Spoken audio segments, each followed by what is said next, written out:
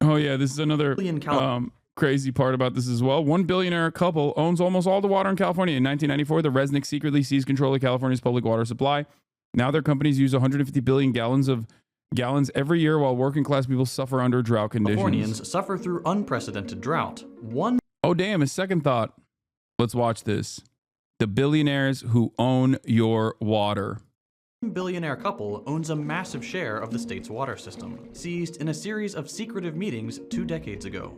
That system was largely paid for by the very taxpayers whose water these billionaires hold hostage. They're suggesting you're concerned primarily with your house, even though you're not remotely acted or said as such. Your chat is something. I think that there's a lot of rugged cynicism that comes along with constantly seeing really unfair class dynamics at play. So oftentimes that cynicism, it turns into people making silly takes like this, making silly statements like this. Urban water systems are desperate for water, but in 2023, they'll receive just 5% of what they requested from the state. The Resnicks are the biggest farmers in California. As of 2007, they owned 4 San Francisco's worth of farmland. And nearly half of Americans buy at least one of their products. Their pistachios, their pomegranate juice, their mandarins, their flowers. It's all under one massive umbrella, the Wonderful Company, a privately owned company worth at least $5 billion.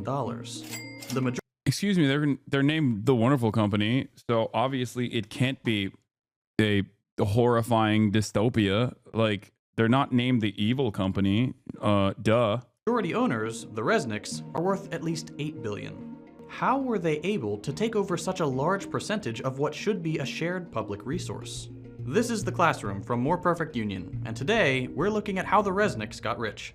Linda is a former child actress, the daughter of Jack Harris, a successful movie distributor of the 1950s, most well known for The Blob. Starring Steve McQueen and a cast of exciting young people. At 19, she founded her own advertising agency. Stewart was born to a middle-class New Jersey family and started his first business, a janitorial service, in grad school. He eventually acquired American Protection Services, a burglar alarm and security company. Linda approached him about marketing services for the company, and they hit it off, not knowing that one day they'd work together to take over California's water. The lovebirds became business partners. They bought Teleflora, the flower delivery company, and the Franklin Mint, purveyors of inane little tchotchkes. Linda was the marketing person, and Stewart was in charge of business. As Linda told the LA Times in 1993, "I've always said that Stewart and I together make one perfect person, like little salt and pepper shakers." In the late 80s, they found their primary... As of now, by the way, the Santa Monica areas that were up for possible evacuation have been elevated to mandatory evacuation, and the possible evacuation zone has increased. Just so you know, it is now all the way up to Wilshire Boulevard.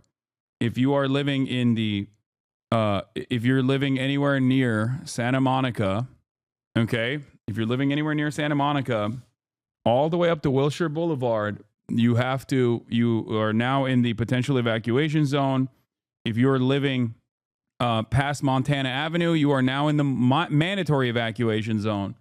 Just wait, a private firefighting company is going to pop up and pull a crisis and make a ton of money. Yeah. The app I'm using for this is Watch Duty. What is mandatory evacuation? No, this isn't like near UCLA. This is Santa Monica. UCLA is in West LA. UCLA is in Westwood, which is past the 405. It seems as though the Eaton fire might have expanded their evacuation zones as well. Pasadena, damn near the entirety of Pasadena is now, or at least like half of Pasadena is now in potential evacuation, past the point of the 210. Industry, agriculture. They got into the pistachio business. Linda said, "We've done more for the pistachio than anyone ever since it was planted in the Garden of Eden. My husband should be canonized for all the work he's done." They started branching into other products, almonds, pomegranates, citrus, wine, and acquiring more and more land to cover it, including some very important land in Kern County, which granted them water rights in the area. As the Resnicks were building their empire, the state of California was building new water infrastructure with taxpayer money. California's natural water supply is very inconsistent. Vastly differing amounts of rainfall means the state can go from surplus to drought and back very easily. They build water banks to store water during surpluses to have during droughts. One important storage facility is the Kern Water Bank, started in 1988. The facility was built with hundreds of millions of taxpayer dollars, which could have been a good thing. The people of California would have owned the water. But there were two Californians thirstier than the rest, and they wanted more water. Linda and Stuart Resnick, and they had a lot of political power. We'll get to that. In 1994, state water officials, water infrastructure contractors, and agricultural landowners with water rights arranged a secretive meeting at a resort in Monterey Bay, California. These groups, a mix of private companies and public agencies, rewrote California's water rules without any input from voters, taxpayers, or legislators. The new rules, called the Monterey Plus Agreement or the Monterey Amendments, were devastating for working Californians, and great for agriculture billionaires. The original code included urban preference, a long-standing rule that in times of drought, the state water board would give urban areas, where people live, access to water supplies before agricultural interests. Monterey axed that. That means that in times of drought, the water systems for normal Californians would have to buy water from private companies, because they weren't getting it from the state. The new agreement also loosened regulations on paper water. That's water that doesn't necessarily exist anywhere but on paper. The full quantities of water that providers could have, but don't actually need to have. Today, 5 times as much water has been promised and sold as actually exists. And importantly, the meeting changed ownership of the Kern Water Bank. What once belonged to the state was transferred to a few private water contractors, one of which was Westside Mutual, a wholly owned subsidiary of Wonderful Foods. The wonderful employee who runs Westside, Bill Phillimore, is the chairman of the public organization that manages the Kern Water Bank. Boom. One secret meeting, and the Resnicks owned nearly 60% of an important California water resource, built with hundreds of millions of dollars in taxpayer money.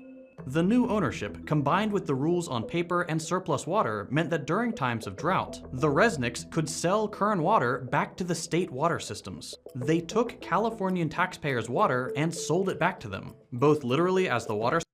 Okay, but that probably generates a lot of profits. So you really got to think about that. Supply, and also to grow expensive food like gourmet pistachios and pomegranate juice. They converted the people's water into products many can't afford. And that's just one water bank. The Resnicks also have control of other water boards and have been sued for directing more water towards their properties. So how do they get away with this Chinatown-level chicanery? Gonna be a lot of irate citizens when they find out that they're paying for water that they're not gonna get. With philanthropy.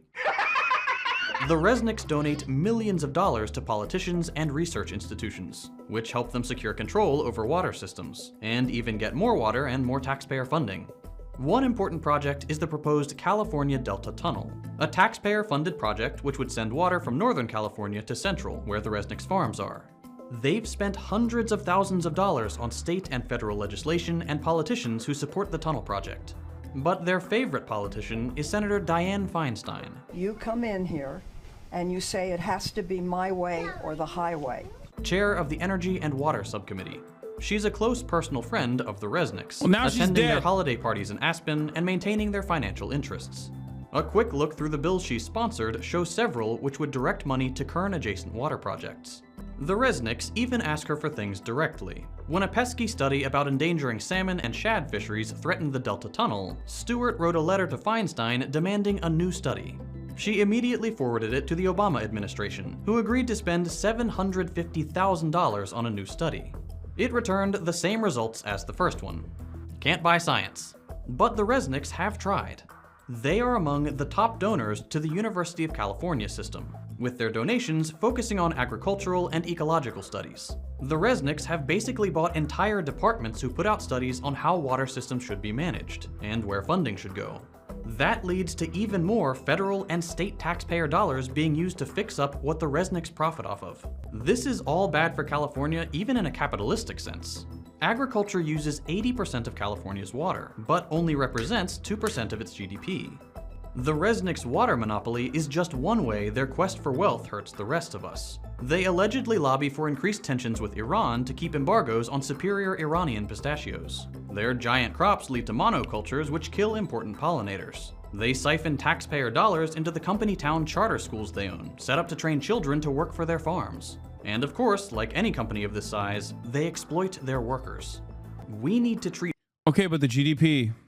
But the GDP, chat. No one is thinking about the GDP. water for what it is. These guys are patriots for keeping it up. Keeping it up. Necessary public resource. Making a human sure it's right, so high. And something that shouldn't be owned by anyone. And work towards legislative change that stops people like the Resnicks from stealing it. It's not stealing it if they're managing it better than the bureaucracy would. You know what I mean?